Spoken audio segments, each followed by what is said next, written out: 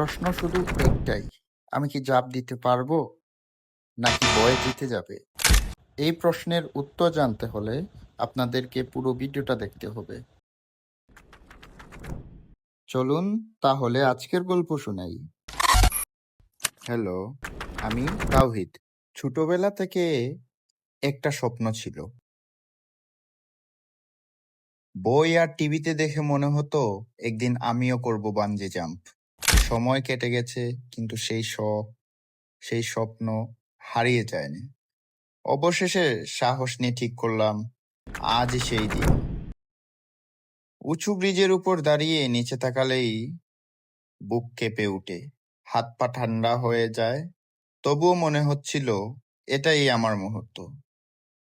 আর যখন ঝাঁপ দিলাম, মনে হলো আমি ভয়কে নয়, নিজের শৈশবের স্বপ্নকে আলিঙ্গন করলাম। এই মুহূর্তটা মনে করিয়ে দিল, স্বপ্ন যত বড়ই হোক না কেন, একদিন সাহস নিয়ে এগিয়ে গেলে তা পূরণ হবেই।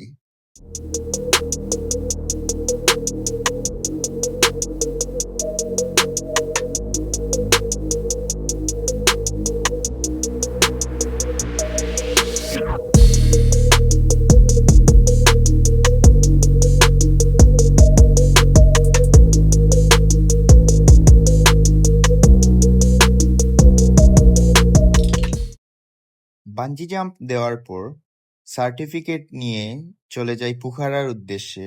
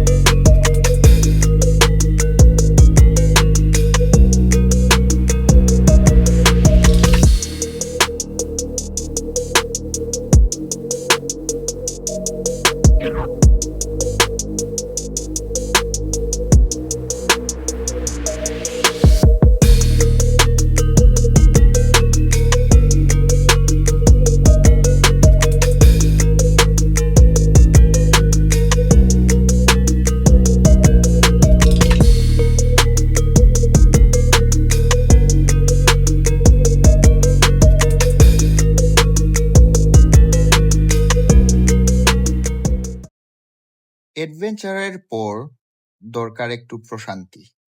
তাই এবার চলে এলাম পুখারার হৃদয়ে ফেওয়া লেকে।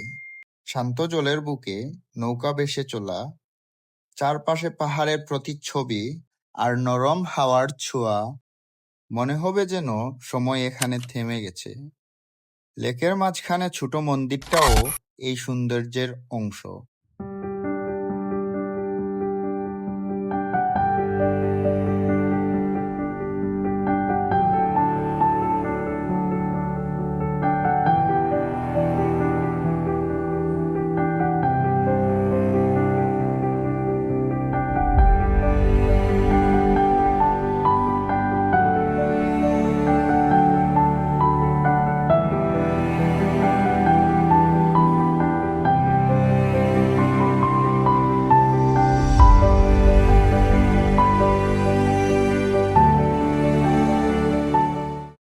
এবার শুরু হলো দীর্ঘ পথের যাত্রা। পুখারা থেকে কাঠমান্ডু। পাহাড়ি আঁকাবাঁকা রাস্তা, এক পাশে উঁচু পাহাড়, অন্য পাশে গভীর উপত্যকা। বাসের জানালা দিয়ে তাকালে মনে হয় প্রতিটি বাঁকই যেন নতুন এক সিনেমার দৃশ্য। ঘন্টার পর ঘন্টা ভ্রমণ হলেও এই যাত্রাই নেপালকে আরও কাছ থেকে দেখার সেরা সুযোগ। এই ছিল আজকের ব্লগ। আবারও দেখা হবে অন্য কোনো ব্লগে। আসসালামু আলাইকুম।